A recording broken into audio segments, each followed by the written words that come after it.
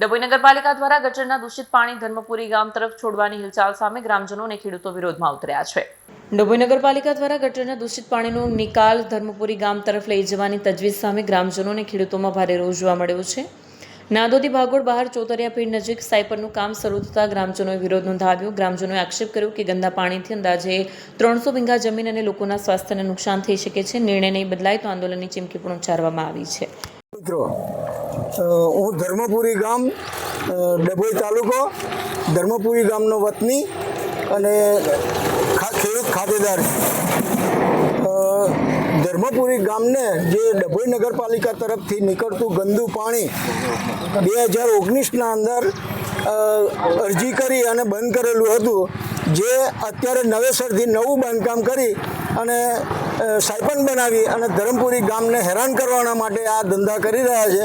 ખરેખર પાણી આથમ ન ઉતરે એની જગ્યાએ ધરમપુરી ગામ તરફ કાઢે છે સાયપન બનાવીને। તો સાયપન કેનાલની બંને બાજુ ગટરો બનાવેલી છે, જે એક સાઈડે સાયપન બનાવેલી છે, બીજી સાઈડે સાયપન નથી બનાવેલી, જેથી પાણી બધું ધરમપુરી ગામ સુધી પહોંચે છે। અમારી લગભગ 200-300 એકર જમીન ખરાબ થાય છે અને ગટરનું પાણી એટલે કેમિકલવાળું પાણી આવે, ગંદકીવાળું પાણી આવે, એટલે ખેડૂતો પાકમાં બહુ નુકસાન થાય છે। આ અગાઉ અમે અરજી આપેલી છે, નગરપાલિકાને આપેલી છે, તાલુકા પંચાયતને આપેલી છે, SDM સાહેબને આપેલી છે, વત્તા ધારાસભ્યશ્રીને આપેલી છે શૈલેષભાઈ। આજ સુધી અત્યાર સુધી બંધ હતું પાણી, પણ અત્યારે હવે ચાલુ કર્યું છે પાછું સાયપન બનાવીને ધરમપુરી ગામને એક હેરાન કરવાનો આ નિર્ણય છે આ લોકોનો, અને આ બનાવી રહ્યા છે। અત્યારે કામ ચાલુ છે અને નહીં માને તો અમે ગાંધી ચીજિયા માર્ગે આંદોલન કરીશું।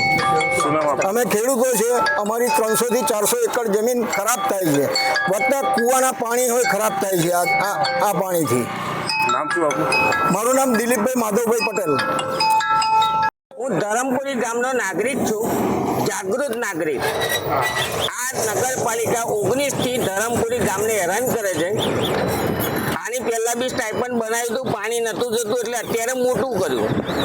મોટું કરીને આ ગામનું પાણી નગરપાલિકાનું ધરમપુરી ગામને અને એની સીમને લગભગ 200 થી 300 વીઘા જમીન આ પાણીથી નુકસાન કરશે અને ગામમાં જશે તો ગામના લોકોને પણ સ્વાસ્થ્ય માટે હાનિકારક છે।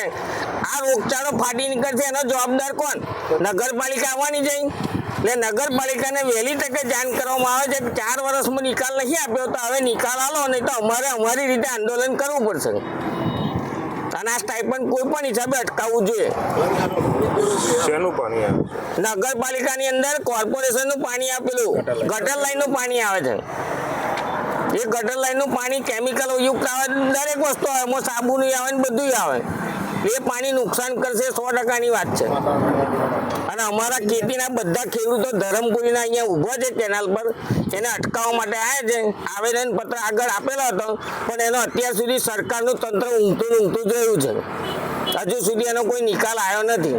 હવે આગળના નિકાલ માટે અમે આ ઉપવાસ પર ઉતરવા માટે તૈયાર છે। આનો નિકાલ અમને વહેલા વહેલી તકે આપો। ગામનો ખેડૂત છું।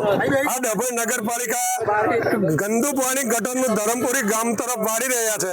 અત્યારે સાયપનો બની ગયા છે, જો એ ગંદુ પાણી ગામમાં જશે તો રોગચાળો ફાટી નીકળશે, અને જો એ પાણી બંધ નહીં કરે તો અમે આંદોલન કરીશું, સાયપન બધા તોડીને ફાડી નાખીશું, બધું નુકસાન કરી નાખીશું અને પૂર બંધ કરી દઈશું। બધી તૈયારી હાથે અમે આવ્યા છે, અત્યારે કેનાલ પર જ ઊભા છે, અને જો અત્યારે 2 હાથ જોડીને તમને પ્રાર્થના કરી છે કે પાણી બંધ કરી દો, જો નહીં કરો તો અમે અમારી રીતે 2 હાથ છોડીને અમે ખુલ્લું આંદોલન કરવા અમને તૈયારી છે અમારી। શું નામ આપનું? પટેલ જિગ્નેશભાઈ ઠાકોરભાઈ। વિડીયો જર્નાલિસ્ટ ફઝલ રઝા ખત્રી સાથે સત્ય ટીવી ન્યૂઝ ડભોઈ।